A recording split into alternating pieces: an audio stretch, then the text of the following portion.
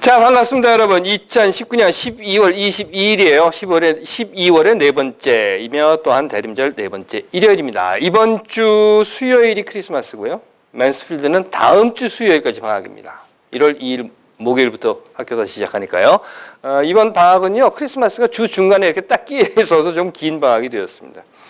부모님들께 방학 잘 보내십시오라고 말씀드려야 하는데 아이들이 학교를 가지 않으면요, 부모님들 입장에서는 방학을 잘 보내기가 그렇게 쉽지는 않습니다. 그게 사실이죠. 그리고요, 다음 일요일 2019년의 마지막 일요일이 됩니다. 여하튼 이렇게 해서 이제 한 해가 끝나죠. 여러분들 잘 아시는 대로요, 모든 일에는 순서라는 게 있어요. 자동차 운전을 하기 위해서는 먼저 자동차 시동을 걸어야 되잖아요. 그런 다음에 기어를 넣어야 되는 겁니다. 왜? 차를 세워둘 때는 기어가 파킹에 이렇게 딱 들어가 있잖아요. 파크 위치에 들어있단 말입니다. 그러니까 기어를 파악해 두고 시동을 건 후에 뭐 드라이브라든가 아니면 리버스를 이렇게 R이나 뭐 D로 옮겨야 되는 거예요. 만일 기어가 드라이브나 리버스에 들어있는 상태에서는요, 아무리 키를 이그니션으로 돌려도 시동이 안 걸립니다. 못 걸리도록 만들어 놨어요. 그 말은요, 그 순서가 맞지 않으면 자동차는 움직일 수 없게 된다는 거예요. 이건 순서대로 해야 되는 겁니다. 그런가 하면 말이죠, 어떤 사람들은 옷을 입을 때 양말을 먼저 신는 사람이 있고 어떤 사람은 바지를 먼저 입는 사람이 있어요. 그건 습관입니다. 그러니까 바지 입고 양말 신는 사람도 있고 양말 먼저 신고 그다음에 바지 입는 사람들도 있고요. 글쎄요, 바지 먼저 입고 양말 신던 사람이 양말 먼저 신고 바지를 입으면 좀 불편하기는 할 거예요. 하지만 그 큰 문제는 되지 않습니다. 혹시 모르죠, 또. 뭐 양말만 신고 그냥 바지 벗고 나가면 문제가 될까? 그런 일은 없을 테고.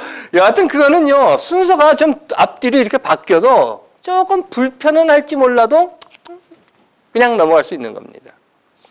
그런가 하면 순서가 바뀌어도 전혀 불편하거나 상관이 없는 경우도 있어요. 저는 집에서 포테이토 에그 샐러드를 만드는데요.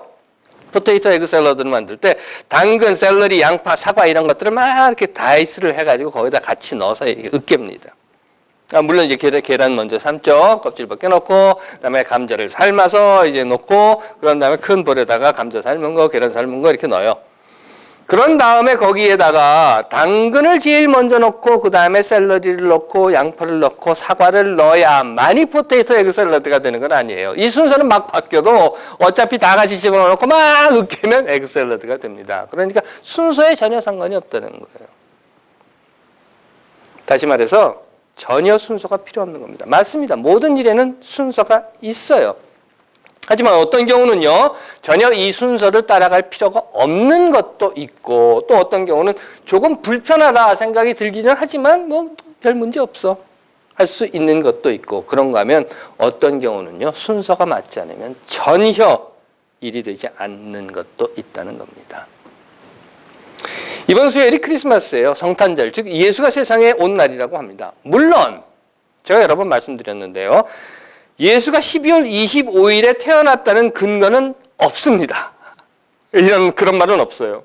다만 기독교, 그러니까 그리스도교라고 하지 않습니까? 이 그리스도교가 로마로 전파가 되면서 예수의 생일이 필요하게 되었고, 야, 우리도 그리스도 예수 뭐 생일 하나 있어야 되지 않겠어? 이렇게 된 거예요.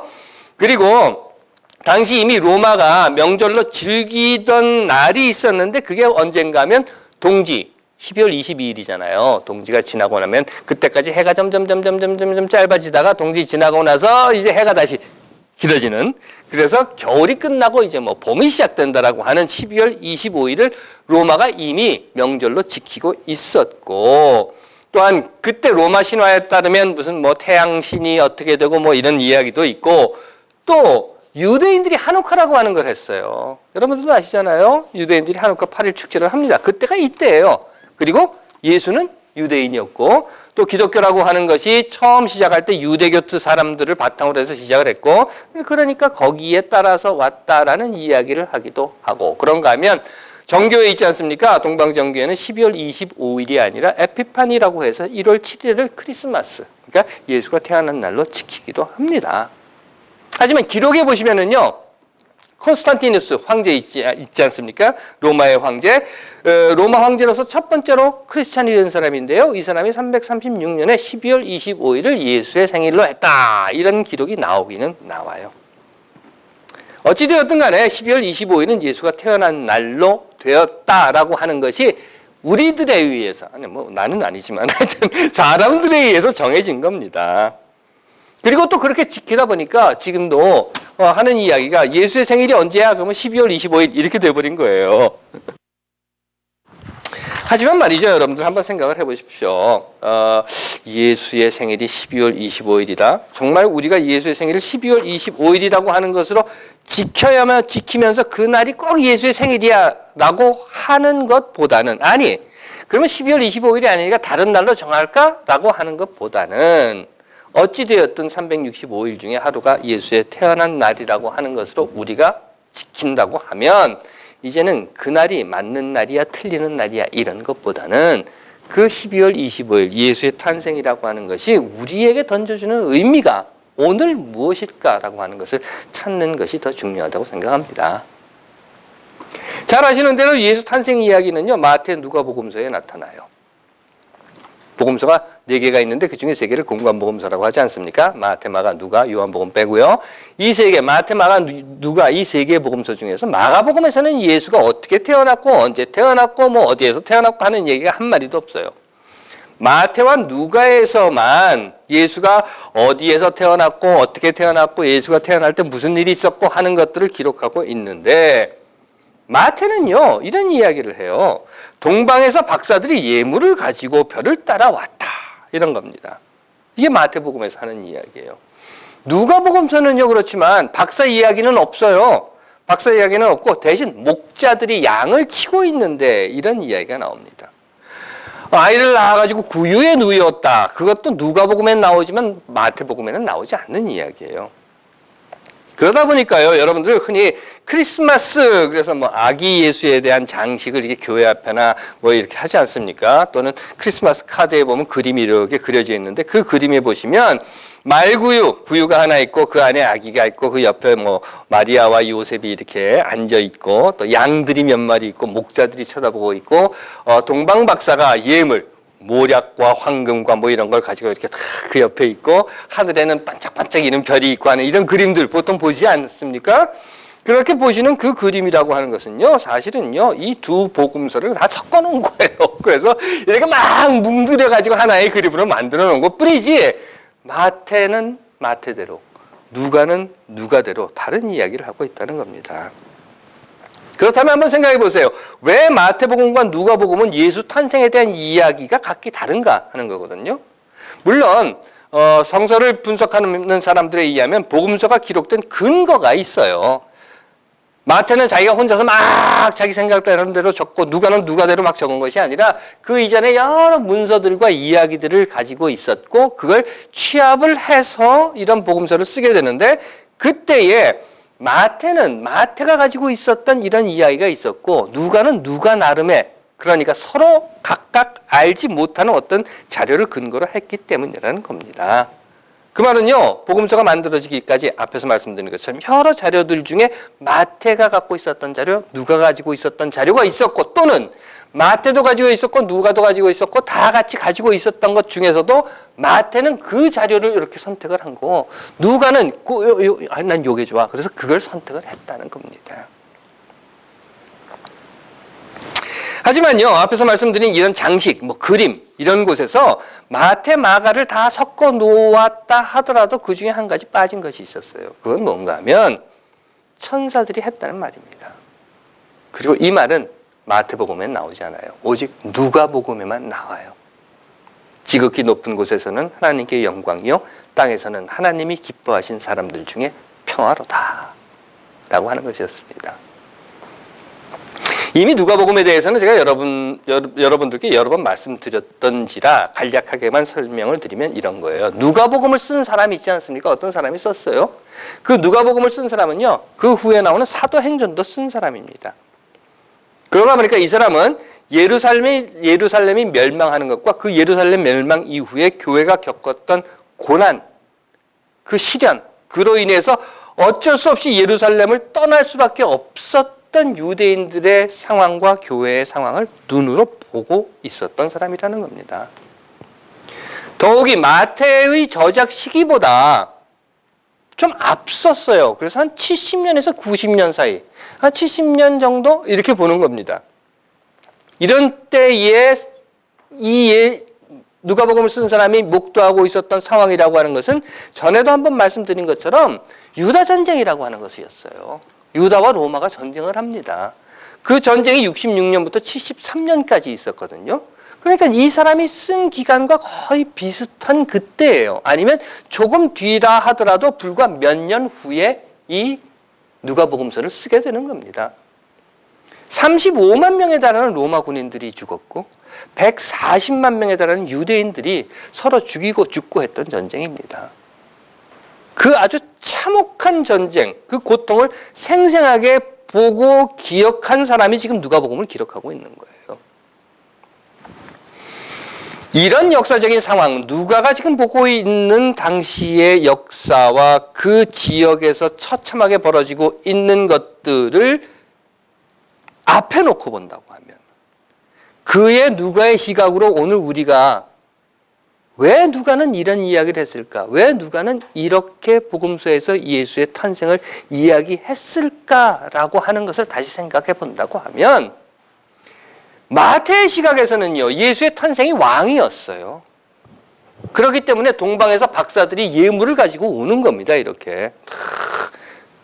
아이고, 왕이시여. 그리고 헤롯 대왕 앞에 가서 여기 왕 났어요, 뭐 이런 소리도 하는 거고. 하지만 누가에게 있어서는요, 마태가 보고 있는 예수의 왕이 아니라 고난받는 평화의 사도. 즉, 세상의 평화를 전하는, 세상의 평화를 만들기 위해서 온 자로 보았던 겁니다. 그래서 마태는 예수가 태어난 곳이 집이에요. 마태의 박사들이 예수를 찾아간 곳은 집입니다. 그런데 누가는요, 예수가 태어난 곳이 마굿간이에요. 마태에서는요, 박사들이 예물을 가지고 갑니다. 하지만 누가에서는 아무도 예물 가지고 오지 않아요. 그냥 목자들, 들판에 있었던 목자들과 양이 그 예수 탄생설화에 등장하게 되는 겁니다. 그리고 앞서 말씀드린 천사의 소리, 모든 백성들에게 큰 기쁨이 될 소식이다. 하나님께 영광이요, 땅에서는 평화다. 라는 것이었습니다.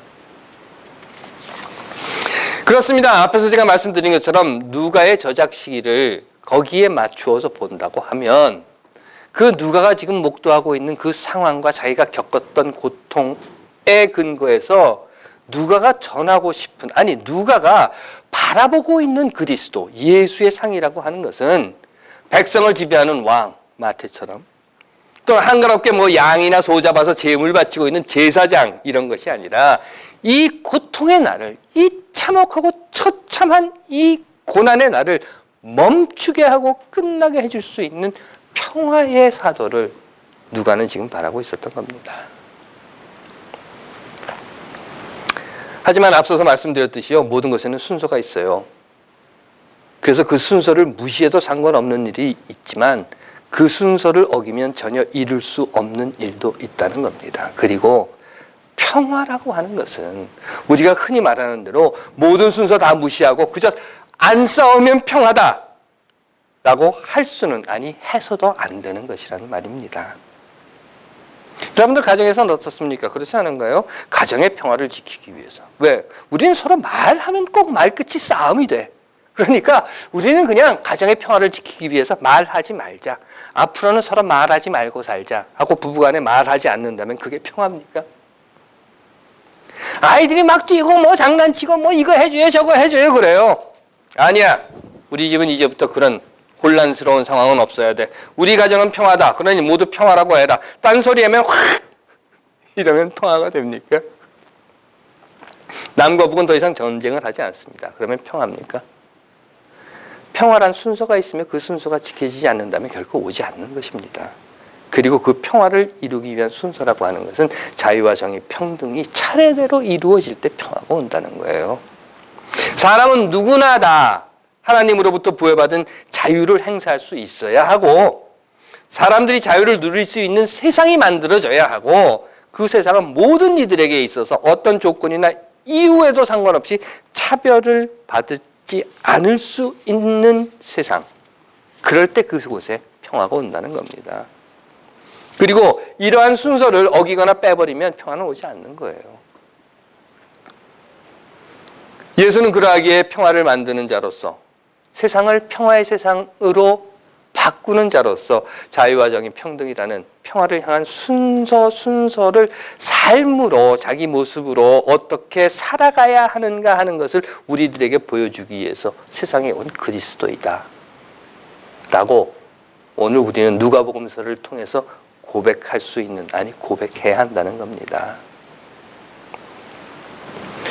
글쎄요, 독재는 어느 날 아침 자고 일어나니까 구테타가 일어났고 땅 아래 흐르는 그 더러운 시궁창으로부터 불쑥 솟아 올라올 수는 있을 거예요. 하지만 민주주의, 민주정부는요, 어느 날 갑자기 하늘에서부터 뚝 떨어지는 그런 거 아닙니다. 요즘 황교안이 독재 운운하면서 악을 써대는 꼴이나 전두환 같은 것들이 설치되는 꼴을 보면요, 자유고 정의고 평등이고 평화고 다 무슨 소용이 있냐. 친일과 독재에 빌붙어서 살점을 붙인 그 적폐들이 지랄 발광하는 모습을 보면 속이 터지면서 이런 생각이 드는 거예요. 저것들은 그냥 확 당장 다 잡아다가 남산으로 끌고 가고 칠성판 위에 묶어놓고 물고문 전기고문의 청와대 앞에서 국회에 난입하고 있는 저 미친 것들을 물대포로 모두 쏴버리고 어떻습니까, 여러분? 국가보안법을 걸고 박근혜는 해경도 해산했잖아요. 검찰 해산하면 안 되나요? 중앙정보부의 기무사에 보안사에 민간인 사찰에 계엄령 내리고 영장 없이 모두 다 체포하고 정치활동 금지법으로 다 연금시켜버리고 그러면 대한민국이 참 평화로운 세상이 될까요? 앞에서 말씀드린 것처럼 하지만 민주주의는 결코 그렇게 만들어지는 것이 아닙니다. 순서를 지켜 만들어갈 때 이루어지는 것이란 말입니다.